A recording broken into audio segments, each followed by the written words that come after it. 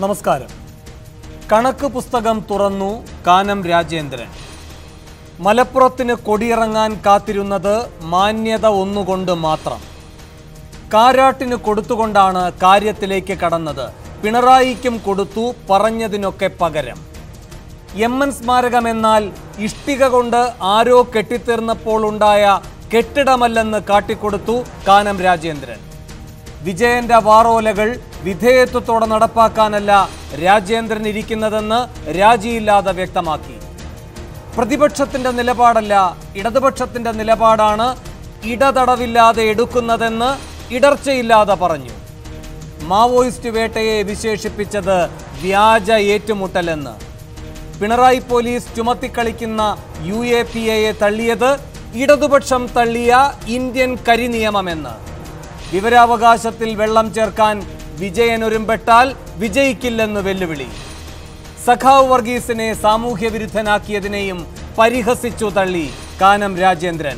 എണ്ണിയുള്ള മറുപടികൾക്ക് മുന്നിൽ മുഖം കുനിച്ചു നിൽക്കേണ്ടി വരുമോ AKG സെന്റർ? എം.എൻ. സ്മാരകത്തിൽ നിന്ന് AKG സെന്ററിലേക്കുള്ള ദൂരം അകറ്റാൻ പോകുന്നത് പക്ഷേ ഇതൊന്നുമല്ല.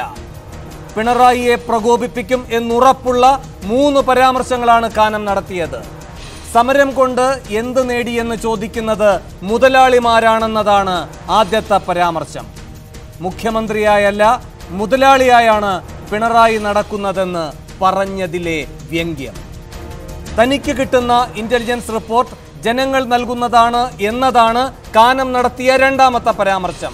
കാക്കി പറയുന്നതാകരുത് വേദവാക്യമെന്ന് പറഞ്ഞ് ജനവിരുദ്ധൻ എന്ന വ്യംഗ്യമുണ്ടാക്കി ആ വാചകത്തിൽ.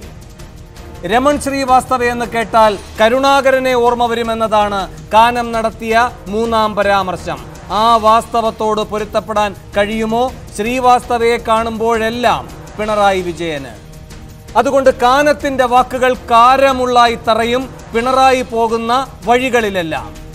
പിടിവിടുന്ന പടുതിയിൽ പിണറായി പറയാൻ പോകുന്നത് കേൾക്കാനിരിക്കുന്നതേയുള്ളൂ കേരളവും കാനവും. എന്നാലും ഇഷ്ടിക കെട്ടിടമല്ല, ഇടതു രാഷ്ട്രീയ കോട്ടയാണ് ഇരിപ്പിടം എന്ന് കാട്ടിക്കൊടുത്തു കുറഞ്ഞ വാക്കുകളിൽ കാനം. കാനത്തിന്റെ വാക്കുകൾ കനലായി നേറിയാൽ വാക്പോരിന്റെ ദിനങ്ങളോ വരാനിരിക്കുന്നത് എന്ന സംശയം ഉയരുമ്പോൾ 6 ചോദ്യങ്ങളാണ് സൂപ്പർ പ്രൈം ടൈം ചോദിക്കുന്നത്. 1. പ്രതിപക്ഷമല്ല ഇടതുപക്ഷമാണ് CPI എന്ന കാനത്തിന്റെ മറുപടി കൈക്കുന്നതാർക്ക്? 2. എണ്ണിയുള്ള മറുപടികളിലൂടെ കാനം കലഹിക്കുന്നത് പിണറായി ശൈലിയോടോ? 3. ഇടതു നിലപാടിൽ നിന്നുള്ള വ്യതിയാനമെല്ലാം വിജയന്റെ മാത്രം വഴിതെറ്റലാണോ? 4. പിണറായിയെ പ്രതിരോധത്തിലാക്കിയ മുതലാളി പ്രയോഗം നീക്കാൻ പണിപ്പെടേണ്ടി വരില്ലേ CPM-ന്? 5. വെളിയത്തിനും ചന്ദ്രപ്പനും ശേഷം കാനത്തിലൂടെ കേരളം കേൾക്കുന്നത് CPI-യുടെ ഉറച്ച ശബ്ദമോ? 6. CPI-യുടെ തുറന്ന പോര് പിണറായി സർക്കാരിലും പോർമുഖം തുറക്കുമോ? ഈ ചോദ്യങ്ങൾക്കുള്ള ഉത്തരം തേടുകയാണ് സൂപ്പർ പ്രൈം ടൈം. കാനം പറഞ്ഞതിൽ കാര്യമുണ്ടോ എന്നാണ് സൂപ്പർ പ്രൈം ടൈം ചർച്ച ചെയ്യുന്നത്. ഈ വിഷയത്തിൽ പ്രതികരിക്കാൻ CPI assistant secretary Prakash Babu, CPM കേന്ദ്ര കമ്മിറ്റി അംഗം A. വിജയരാഘവൻ അല്പസമയത്തിനകം ഈ ചർച്ചയിൽ പങ്കുചേരും. ആം ആദ്മി പാർട്ടി സംസ്ഥാന കൺവീനർ CR നീലകണ്ഠൻ, രാഷ്ട്രീയ നിരീക്ഷകൻ NP ചെക്കുട്ടി എന്നിവർ. KT കുഞ്ഞിക്കണ്ണനെയും ബിനോയ് വിശ്വത്തെയും ടെലിഫോൺ ലൈനിലും പ്രതീക്ഷിക്കുന്നു.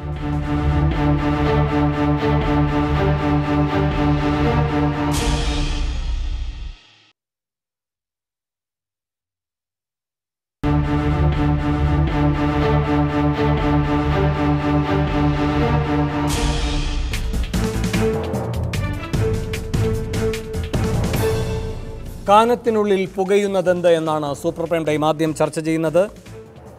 ശ്രീ പ്രകാശ് ബാബു, കഴിഞ്ഞ ദിവസം തന്നെ വ്യക്തമായിരുന്നു ഈ മലപ്പുറം ഉപതെരഞ്ഞെടുപ്പിന് ശേഷം കാനം വാർത്താ സമ്മേളനം വിളിക്കും, ചില കാര്യങ്ങൾ പറയും എന്ന്. പക്ഷെ ഇത്ര കർക്കശമായ ഭാഷയിൽ നിങ്ങൾ എത്രയൊക്കെ ശരിയായ പക്ഷത്ത് എന്ന് വെച്ചാൽ ഇടതുപക്ഷത്ത് ഉറച്ചു നിന്നുകൊണ്ട് പറയുന്നു എന്ന് പറയുമ്പോഴും ശബ്ദം പ്രതിപക്ഷത്തിൻ്റെതിനേക്കാൾ കർക്കശമാകുന്നു. എന്തുകൊണ്ട്?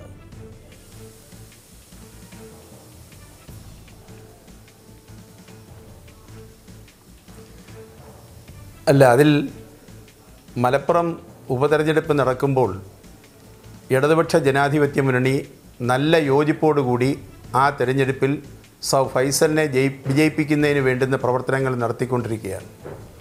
CPIയുടെ ആ മണ്ഡലത്തിലെ മുഴുവൻ പ്രവർത്തകരും മണ്ഡലത്തിന് വെളിയിൽ നിന്നുള്ളവരും സംസ്ഥാന സെൻട്രലിൽ നിന്നുള്ള സഹാക്കൾ ഉൾപ്പെടെയുള്ള MLA-മാരുൾപ്പെടെ അവിടെ ഫൈസലിനെ വിജയിപ്പിക്കുന്നതിന് വേണ്ടുന്ന ആത്മാർത്ഥമായ പരിശ്രമം നടത്തിക്കൊണ്ടിരിക്കുന്ന സന്ദർഭത്തിലാണ് പോളിംഗ് നടക്കുന്നതിന് ഏതാനും ദിവസങ്ങൾക്ക് മുമ്പ് പ്രകാശ് കാരാട്ട് കോഴിക്കോട് വന്നു എന്നുകൊണ്ട് CPIയുടെ ശബ്ദം പ്രതിപക്ഷത്തിൻ്റേതാണ് എന്ന് പറഞ്ഞത്. ഞങ്ങൾ വളരെയധികം സംയമനം പാലിച്ചു. തെരഞ്ഞെടുപ്പ് നടക്കുമ്പോൾ ഇടതുപക്ഷ ജനാധിപത്യ മുന്നണിയിൽ മറ്റൊരു ശബ്ദം ഉണ്ടാകാൻ പാടില്ല. എല്ലാവരുടെയും ശ്രദ്ധ മലപ്പുറം ഉപതെരഞ്ഞെടുപ്പിൽ ഇടതുപക്ഷ ജനാധിപത്യ മുന്നണിയുടെ പ്രവർത്തനങ്ങൾക്ക് വേണ്ടി നടത്തിക്കൊണ്ടിരിക്കുന്ന സന്ദർഭത്തിൽ പോലും അങ്ങനെ അടർത്തി ഒരു ഇടതുപക്ഷ ജനാധിപത്യ മുന്നണിയിലെ ഒരു ഘടകകക്ഷി എന്നുള്ള നിലയിൽ CPIക്കെതിരായിട്ട് എന്തുകൊണ്ട് CPIM-ൻ്റെ മുൻ ജനറൽ സെക്രട്ടറി കൂടിയായ പ്രകാശ് കാരാട്ട് അങ്ങനെ ഒരു അഭിപ്രായ പ്രകടനം നടത്തി എന്നുള്ളത് സത്യത്തിൽ ഞങ്ങളുടെ എല്ലാവരുടെയും മനസ്സിൽ അതിശയം തോന്നിപ്പിച്ചു. ഒരിക്കലും പ്രാദേശികമായ ആരെങ്കിലും പറഞ്ഞാൽ പോലും പാർട്ടിയുടെ ഉന്നതരായിട്ടുള്ള നേതാക്കൾ ഒരു തെരഞ്ഞെടുപ്പിൻ്റെ വക്കിൽ നിൽക്കുമ്പോൾ ഏതാനും ദിവസങ്ങൾ മാത്രമേ ഉള്ളൂ പോളിംഗ് ബൂത്തിലേക്ക് പോകുമ്പോൾ ഇടതുപക്ഷ ജനാധിപത്യ മുന്നണിയുടെ നല്ല കൂട്ടായ പ്രവർത്തനം നടക്കുന്നതിൻ്റെ തൊട്ടപ്പുറത്ത് മലപ്പുറം ജില്ലയ്ക്ക് തൊട്ടപ്പുറത്ത് കോഴിക്കോട് വന്നു നിന്നുകൊണ്ട് അതിലെ ഒരു ഘടകകക്ഷിയുടെ പ്രവർത്തനത്തെ സംബന്ധിച്ച് ഈ നിലയിൽ ഒരു പ്രതികരണം നടത്തിയത് ഉചിതമായില്ല എന്ന അഭിപ്രായം പലർക്കുമുണ്ട്, ഞങ്ങൾക്കുമുണ്ടായിരുന്നു. എങ്കിലും ഞങ്ങൾ സംയമനം പാലിച്ചുകൊണ്ട് തെരഞ്ഞെടുപ്പ് കഴിയുന്നത് വരെ മറ്റൊരു അഭിപ്രായ പ്രകടനങ്ങൾ നടത്താൻ പാടില്ല എന്ന് തന്നെ തീരുമാനിച്ച് അതിനുശേഷം നടത്തിയ വാർത്താ സമ്മേളനത്തിന്റെ സ്വഭാവം ഇടതുപക്ഷത്തെക്കാൾ പ്രതിപക്ഷത്തിന്റെ ശബ്ദം എന്ന് കൂടുതൽ തോന്നിക്കുന്ന തരത്തിലുള്ള പ്രതികരണത്തിലേക്ക് പോയത് എന്തുകൊണ്ട് എന്നതായിരുന്നു എന്റെ ചോദ്യം. സർ,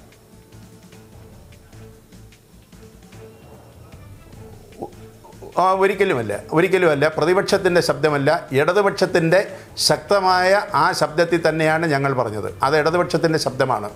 ഇടതുപക്ഷ ജനാധിപത്യ മുന്നണി ഈ ഗവൺമെൻറ്റിൻ്റെ പ്രവർത്തനങ്ങളുമായി ബന്ധപ്പെട്ട് എന്തെല്ലാം കാര്യങ്ങൾ തീരുമാനിച്ചിരുന്നു, ആ ഇടതുപക്ഷ ശബ്ദത്തിൽ നിന്ന് വേറിട്ട ഒരു ശബ്ദവും CPIയുടെ ഭാഗത്ത് നിന്നുണ്ടായിട്ടില്ല. ഞാൻ താങ്കളിലേക്ക് തിരികെ എത്താം. PM മനോജ് ഇപ്പോൾ ടെലിഫോൺ ലൈനിൽ.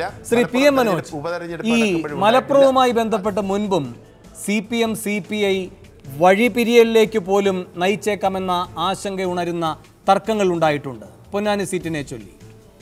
ഇവിടെ ഇപ്പോൾ അങ്ങനെയല്ല, ഒരു ഉപതെരഞ്ഞെടുപ്പാണ്. ആ ഘട്ടത്തിൽ പോലും എന്തുകൊണ്ടാണ് പ്രതിപക്ഷത്തെക്കാൾ കർക്കശമായി നേരിടേണ്ടതാണ് CPI എന്ന വിലയിരുത്തലിലേക്ക് മുൻ ജനറൽ സെക്രട്ടറി പോയത്? നിങ്ങളെ രാഷ്ട്രീയമായി വിമർശിക്കുന്നുണ്ടാവാം CPI, പക്ഷേ രാഷ്ട്രീയമായ അവിശ്വാസം അവർ പ്രകടിപ്പിച്ചിട്ടില്ല. ഭരണപക്ഷത്ത് നിൽക്കാതെ പ്രതിപക്ഷത്ത് നിൽക്കുന്നു എന്ന് തെറ്റിദ്ധരിച്ച് പ്രവർത്തിക്കുന്നു എന്ന് പറഞ്ഞാൽ CPIയോടുള്ള അവിശ്വാസമാണ്. അത്രമാത്രം നിങ്ങളെ CPIയിൽ നിന്ന് അകറ്റി നിർത്തിയ ഘടകങ്ങൾ എന്താണ് ശ്രീ PM മനോജ്?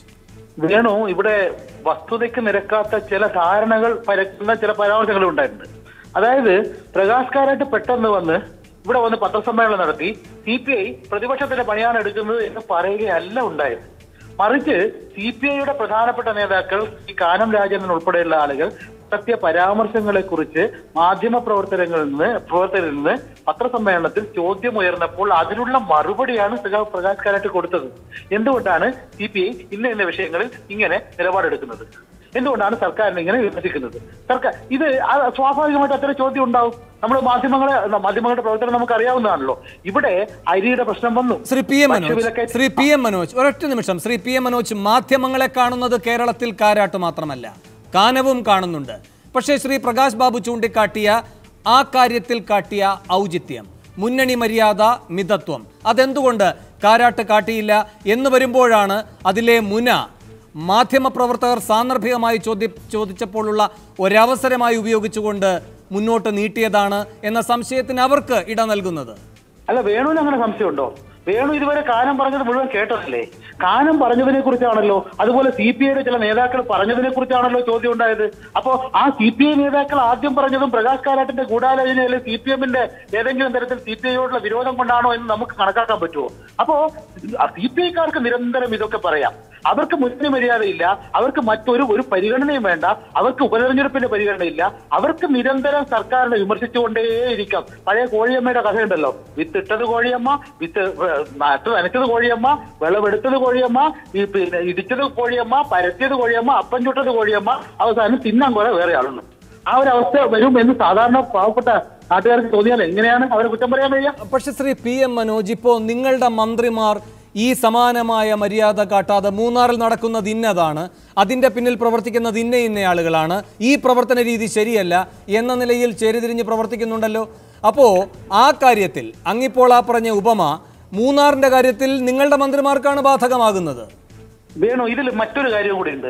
ഇവിടെ ഭക്ഷ്യ പ്രശ്നം ഉണ്ടായി, ഇവിടെ അരിവിലക്കയറ്റം ഉണ്ടായി, ഇവിടെ പൊതുവിതരണ സമ്പ്രദായം പാടെ തകർന്നു, ഇവിടെ റേഷൻ കാർഡിന്റെ പ്രശ്നത്തിൽ വന്നു. എല്ലാം CPI മന്ത്രിമാരാണ്. ആ സമയത്ത് അതാ CPIയുടെ മന്ത്രി ഇങ്ങനെ ചെയ്യുന്നു, ആ CPI കുഴപ്പമാണ് എന്നല്ല ഈ ഗവൺമെന്റും അതുപോലെ ഗവൺമെന്റ് പിന്തുണക്കുന്ന ആളുകളും പറഞ്ഞത്.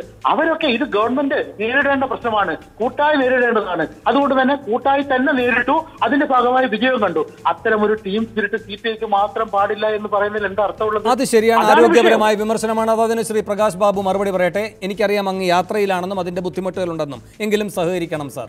ശ്രീ PM മനോജ്, ഒരു കാര്യം കൂടി. ഇവിടെ ഇങ്ങനെയൊക്കെ നിങ്ങൾ പറയുമ്പോൾ തന്നെ ഒരു അടിസ്ഥാന പ്രശ്നം വരുന്നത്, നിങ്ങൾ പൂർണ്ണമായും ഇവരെ അവിശ്വസിക്കുന്ന ഒരു നിലപാടിലേക്ക് മാറുന്നു എന്നതാണ്. അല്ലെങ്കിൽ പ്രതിപക്ഷത്തിൻ്റെ ശബ്ദം എന്ന് പറയുന്നത് ഒട്ടും ആരോഗ്യകരമായ ഒരു സംവാദത്തിൻ്റെ സൂചന നൽകുന്നതല്ല എന്ന് മാത്രമല്ല, രണ്ടാമതായ ഒരു കാര്യം കൂടി ശ്രീ PM മനോജ്, പൊതുവിഷയങ്ങൾ ജനങ്ങൾ ഏറ്റെടുത്തു എന്ന് തോന്നുന്ന പല സമരമുഖങ്ങൾ ഈ അടുത്ത കാലങ്ങളിലായി ഉണ്ടായി. അപ്പോൾ രാഷ്ട്രീയ പാർട്ടികൾക്ക് അവരുടേതായ ഉത്തരവാദിത്തത്തോടെ പ്രതികരിക്കേണ്ടി വരും. കാനമാണ് പ്രതികരിച്ചത്, സുനിലല്ല. കാനമാണ് പ്രതികരിച്ചത്, ചന്ദ്രശേഖരനല്ല. കാനമാണ് പ്രതികരിച്ചത്, രാജു അല്ല. അപ്പോൾ ഇങ്ങനെയൊക്കെയുള്ള വ്യത്യാസമുണ്ട് ഇതിൽ. അല്ല, എല്ലാവരുടെയും പണി കാനം ഏറ്റെടുത്തിരിക്കുന്നു. മന്ത്രിമാർ നടത്തുന്ന പ്രഖ്യാപനവും കാനം നടത്തുന്നു. കഴിഞ്ഞ ദിവസം ഗവൺമെന്റ് നയപ്രഖ്യാപനം അടക്കം കാനം നടത്തിയല്ലോ. ഇന്ന് ഒരു CPI, കേരളത്തിലെ ഇടതുപക്ഷ ജനാധിപത്യ മുന്നണിയുടെ ഏറ്റവും വലിയ രണ്ടാമത്തെ കക്ഷിയുടെ നേതാവാണല്ലോ കാനം. ശരിയാണ്, പ്രതിപക്ഷ ഞാൻ അങ്ങയോട്, അങ്ങ് ദേശാഭിമാനിയിൽ കൂടി പ്രവർത്തിക്കുന്ന വ്യക്തിയാണല്ലോ, ദേശാഭിമാനിയുടെ എഡിറ്റ് പേജിൽ ദക്ഷിണാമൂർത്തി ലേഖനം എഴുതിയില്ലേ? അന്ന് VS ആണ് മുഖ്യമന്ത്രി, അന്ന് പിണറായി വിജയനാണ് പാർട്ടി സെക്രട്ടറി എന്നതാണ് എൻ്റെ ഓർമ്മ. അതെ അതെ.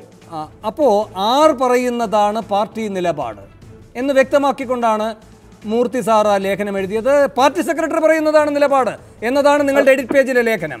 കാനത്തിനും ബാധകമല്ലേ അത്? പാർട്ടിയുടെ മുഖപത്രം പാർട്ടിയുടെ നിലപാട് വ്യക്തമാക്കി. ഇപ്പൊ കാനത്തിന്റെ നിലപാട് ഈ ഗവൺമെന്റിനെതിരായിട്ടാണ്.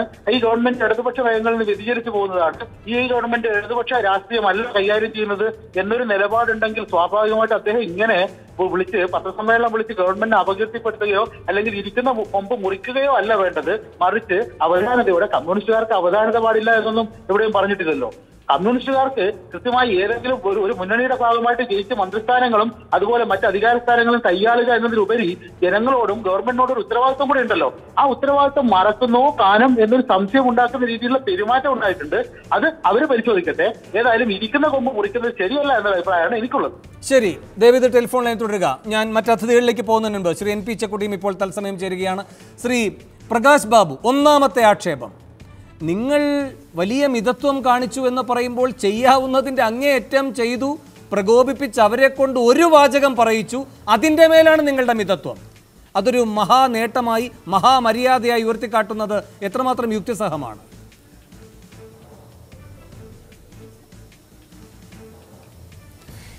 ഇവിടെ രണ്ട് കാര്യങ്ങൾ ചൂണ്ടിക്കാണിക്കാൻ ഞാൻ ആഗ്രഹിക്കുന്നു. ഒന്ന്, മൂന്നാറുമായി ബന്ധപ്പെട്ട വിഷയം.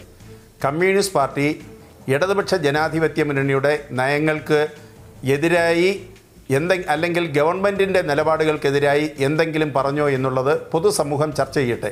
കാരണം 27-ാം തീയതി മൂന്നാറിലെ ഭൂമി വിഷയങ്ങൾ ചർച്ച ചെയ്യുന്നതിന് വേണ്ടി